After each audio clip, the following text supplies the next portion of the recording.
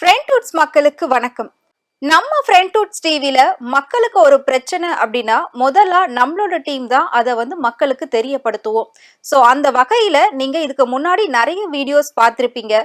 Police அத்துமீறல், army அத்துமீறல், ஆட்டோக்கள் அத்துமீறல் அப்படின்னு சொல்லிட்டு சாலை விதிமீறல்கள்.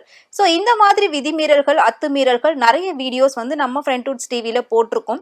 அது மூலயமா நிறைய நல்ல விஷயங்களும் நடந்திருக்கு அப்படின்ட்டு சொல்லியிருக்காங்க. இதெல்லாம் நான் எதுக்கு சொல்றேன் அப்படின்னு பாத்தீங்கன்னா, அந்த வகையில இன்னைக்கு காலையில சாலையில ஒரு அத்துமீறல் நடந்துச்சு.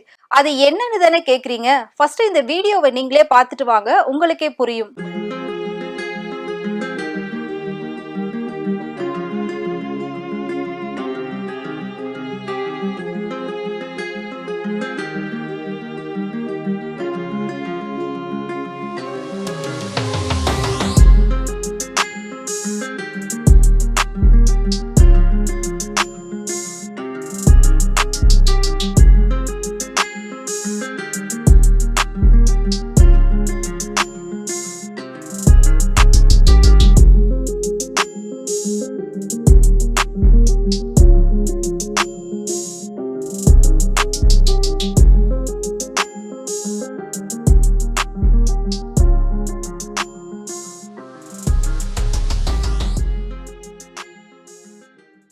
இப்போ ஒரு முக்கியமான ரோட்ல இந்த ஆட்டோ போய்கிட்டு இருக்கு. இது என்ன அப்படிங்கிறது உங்க எல்லாருக்குமே தெரிஞ்சிருக்கும்னு நினைக்கிறேன். நம்ம வீடுகள்ல தினமும் குப்பைகளை பிரிச்சு போடுங்கன்னு சொல்லி இந்த ஆட்டோக்கள்ல தான் அது எல்லாத்தையும் பிரிச்சு கொண்டு போறாங்க. சோ இந்த ஒர்க் எப்படி நடக்கும் அப்படின்னு பாத்தீங்கன்னா, ஒரு நாளைக்கு 3 ஷிஃப்ட். சோ காலையில ஃபர்ஸ்ட் ஷிஃப்ட் அப்படின்னு பாத்தீங்கன்னா காலையில 6 மணிக்கெல்லாம் வந்துருவாங்க. சோ வந்த உடனே அவங்க தெருக்கள்ல இருக்கிறதையும் சரி, வீடுகள் வெளியில இருக்கிற எல்லா குப்பைகளையும் கிளீன் பண்ணிட்டு அதுக்கப்புறம் ஆட்டோல கொண்டு போயிட்டு அதை ஒரு இடத்துல போடுவாங்க. இதுதான் ரெகுலரா நடக்கிறது. சோ அந்த மாதிரி தான் நடந்துகிட்டு இருக்கு. இன்னைக்கு காலையில நான் பார்த்த ஒரு விஷயம் இது. ஒரு ஆட்டோல குப்பைகள் எல்லாத்தையும் சேகரிச்சுட்டு போய்கிட்டு இருக்காங்க.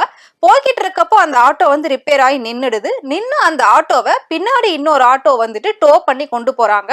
ஒருத்தர் மட்டும் இல்லங்க, 2 பேருமே டோ பண்ணி கொண்டு போறாங்க. சென்டரா அந்த ஆட்டோ போய்கிட்டு இருக்கு. 2 சைட்லயும் பின்னாடி இருந்து 2 பேர் அதை டோ பண்றாங்க. டோ பண்ற 2 பேருமே பாத்தீங்கன்னா போன் பேசிக்கிட்டே டோ பண்ணிட்டு போய்கிட்டு இருக்காங்க.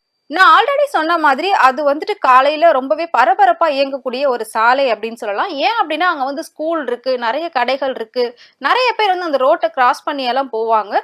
ஸோ இந்த மாதிரி ஒரு டைமிங்ல அது ஒரு பீக் ஹவர்ஸ் அப்படின்னு சொல்லலாம். ஸோ அந்த மாதிரி டைமிங்ல ஆக்சுவலி அது ஒரு பேட்டரி ஆட்டோ.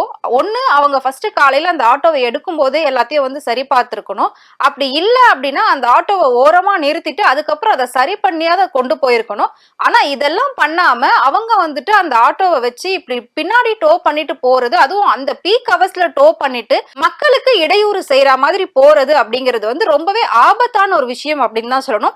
இதை விதிமீறல், அத்துமீறல் சொல்றதை விட இது மக்களுக்கு ஏதோ ஒரு வகையில ஒரு ஆபத்தா கூட முடியலாம். சோ அந்த மாதிரியான ஒரு விஷயம். சோ ஏன் அப்படின்னா அவங்க ரொம்ப ஸ்பீடா டோ பண்ணி போய்கிட்டு இருக்காங்க. இப்படி போறப்போ சடனா கிராஸ் பண்ணும்போது அவங்களால டக்குன்னு பிரேக்கும் பிடிக்க முடியாது, எதுவுமே பண்ண முடியாது. சோ இப்படி எல்லாம் போறது மக்களுக்கு கண்டிப்பா ஏதோ ஒரு வகையில ஆபத்தை ஏற்படுத்தும் அப்படின்னு சொல்லலாம். சென்னை மாநகராட்சி என்ன பண்ணிருக்காங்க அப்படின்னா, அவங்க ஒரு தனியார் கம்பெனிக்கு இதை கான்ட்ராக்டா கொடுத்திருக்காங்க. அதாவது அர்பேசர் சுமித் அப்படிங்கிற ஒரு தனியார் எம்என்சி கம்பெனிக்கு கான்ட்ராக்டா கொடுத்திருக்காங்க. அவங்க தான் சிட்டி ஃபுல்லாவே இது எல்லாத்தையும் ப்ராப்பரா மெயின்டைன் பண்ணிட்டு இருக்காங்க. கண்டிப்பா நல்லா தான் பண்றாங்க, பண்ணல அப்படின்றத சொல்ல முடியாது. பட் எப்பயாவது ஒரு டைம் இந்த மாதிரி தப்புகள் நடக்கிறது வழக்கம். பட் அது கூட தப்பு நடக்காம அடுத்தவங்களுக்கு எந்த ஒரு பிரச்சனையும் வராம அவங்க பாத்துக்கணும் அப்படின்றதுதான் இந்த வீடியோவோட முழு நோக்கம். இந்த மாதிரி இன்னொரு இன்சிடென்ட் நடக்காம இருக்கணும் அப்படின்னா நம்ம என்ன பண்ணணும், உடனே இந்த வீடியோவை பல பேருக்கு ஷேர் பண்ணணும். ஷேர் பண்ணா மட்டும்தான் இதோட அவேர்னஸ் எல்லாருக்குமே போய் சேரும், எல்லாருக்குமே கிடைக்கும். சோ இதை பாக்குற அவங்களுமே இதுக்கப்புறம் அந்த மாதிரி தவறுகள் நடக்காம பாத்துக்க முடியும். இந்த வீடியோவை பத்தின உங்களோட கருத்து என்ன அப்படிங்கறது எங்களுக்கு மறக்காம கமெண்ட் பாக்ஸ்ல கமெண்ட் பண்ணுங்க.